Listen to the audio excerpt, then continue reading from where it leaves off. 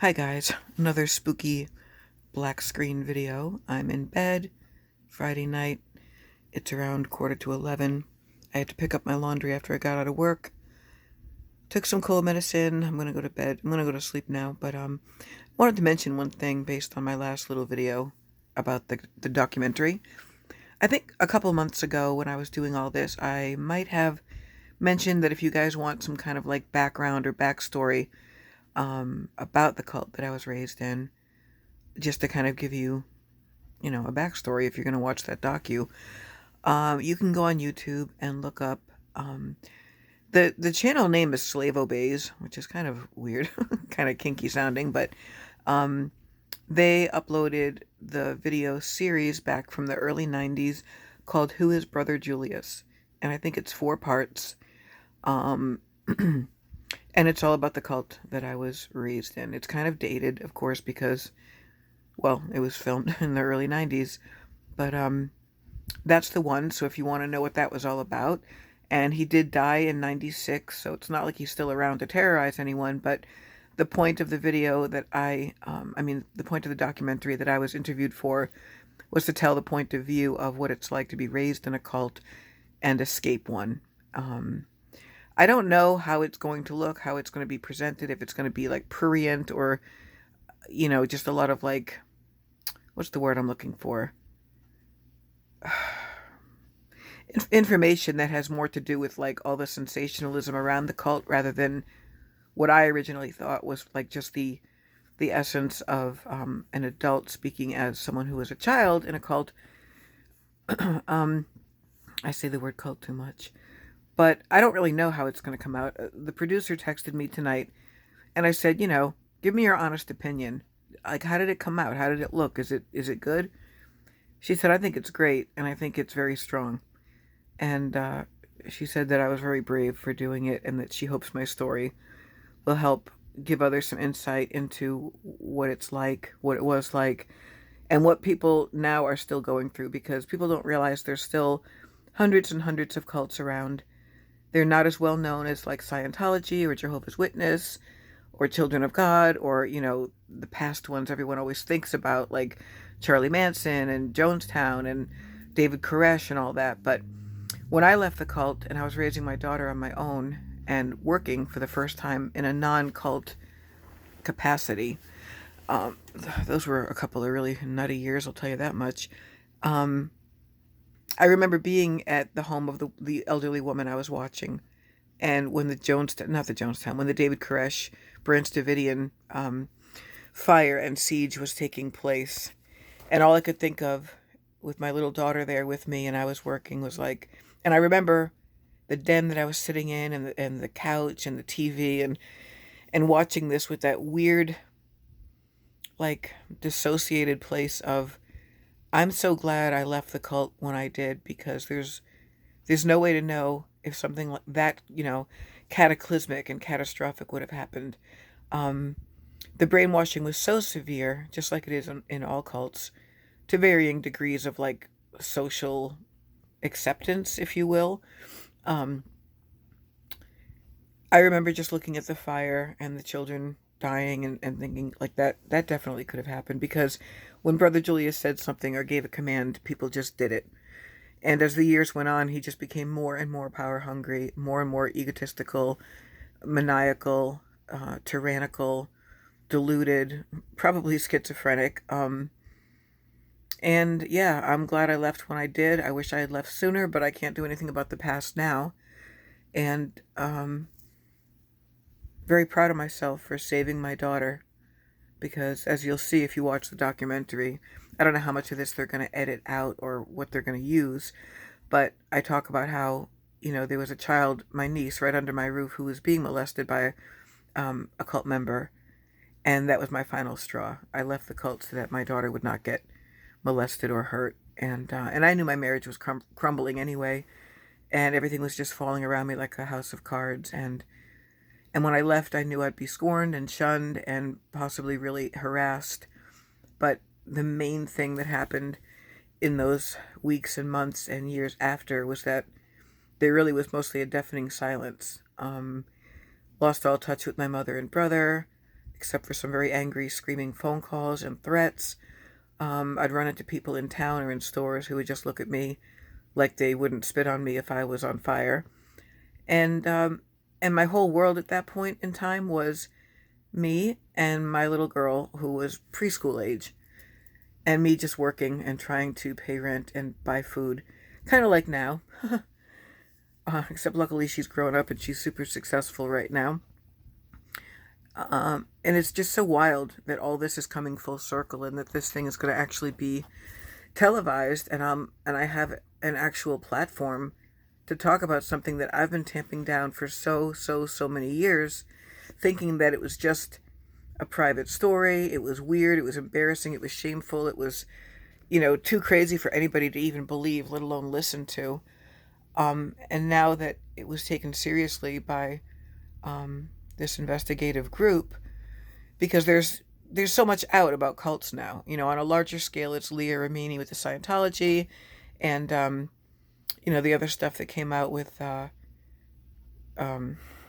Jehovah's Witnesses, which I realize to a lot of people is still a legit religion. I even bring one of my residents to Jehovah's Witness Bible studies on Sundays sometimes when I have to. I don't say anything. I would never denigrate what someone believes, but knowing what I know about cults and how they break people down, it's given me some insight and some savvy into how mind control works and the slow erasing of a person's personality and very identity. So, yeah. On another note, Amberlynn Reid is ridiculous and full of herself and deluded and probably one of the worst cases of denial I've ever seen. I tried to watch some re-uploads, reaction channels of her latest bullshit, and it's not that I don't love the reactions, but I can't look at her anymore. Like I can't stand the sight of her, the sound of her, the bullshit, the fact that she even has a platform like that, the fact that she makes money from it. So I take it in small chunks, and I kind of like Shannon's approach because she just talks about it and doesn't show Amberlynn Reid. I kind of prefer that. And, but I realize that means like watching her video and kind of like taking notes and then just talking about it. But that's what works for me. And I gave a little glimpse into good old foodie beauty, big beautiful me, Chantal Marie.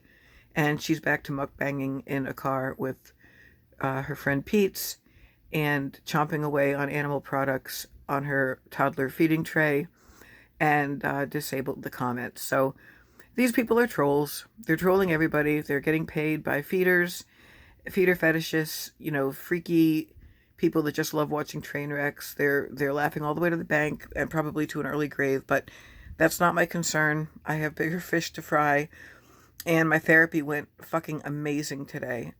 And that's, for me, who's bitter and cynical and cranky about like everything, that's saying a lot. I don't even know what it is about this therapist, but he gets me to open up about stuff within like a minute. And I don't sense any insincerity or anything in him or in his approach that's less than sincere or genuine. He comes from a place of true caring. He let me go over again in my time. He gave me that poem. He encouraged me so much. He gave me these little nuggets of wisdom that, again, like I said last time, I wished I was almost jotting down because they were simple and basic and common sense, but also very profound. Because he would listen to everything I would say, and then he'd reframe it in a way that was just not like what I wanted to hear, but just that I need to learn that I have to have a different perspective instead of just being trapped in my own mind and playing those same tapes and hearing those same stories I tell myself about myself, like I'm a really broken, flawed person, and I'm scarred on a cellular level, and I don't trust men, and I don't want another relationship, and I was talking about the parallels with the misogynists at work that trigger me because of my second husband and because of the cult leader, and just he showed me the timeline and like the pattern of why I've made like all the choices and decisions I've ever made. And we just scratched the surface. I mean, there's only so much you can do in an hour, but we touched on everything: the food issues, sexuality, um, the drinking, the feeling just afraid all the time, afraid of financial collapse, afraid of needing to be rescued, afraid of having to crawl back to a roommate situation with a very controlling man, with no romance involved at all, and just, talk about my father's death and how the fact that he died at 38 makes me feel like my age right now is like I'm already too old to even be living, if that makes any sense.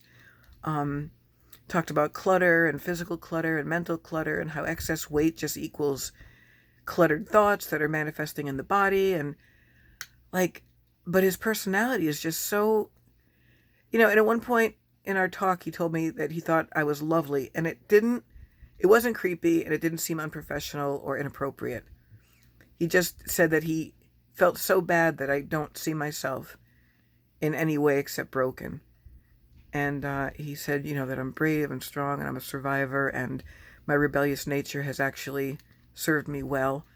Um, and he moved his whole schedule around to meet with me next week, even though he's like super, super, super busy.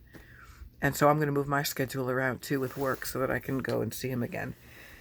So I'm really, really happy to report that that was great. And then I got my laundry done, got a Starbucks coffee, went to work, which was pretty damn calm at this particular site. Made a beautiful dinner that everyone raved about. Got my nails done. Did I already say that?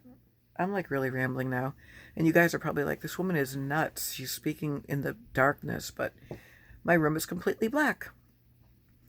Still have a sink full of dishes. I don't know when I'll get to that. Tomorrow I'm working with the two women, one of whom is sick and sort of bedbound, so I'm not going to be going out. And it's 8 a.m. to 10 p.m., so it's a full day.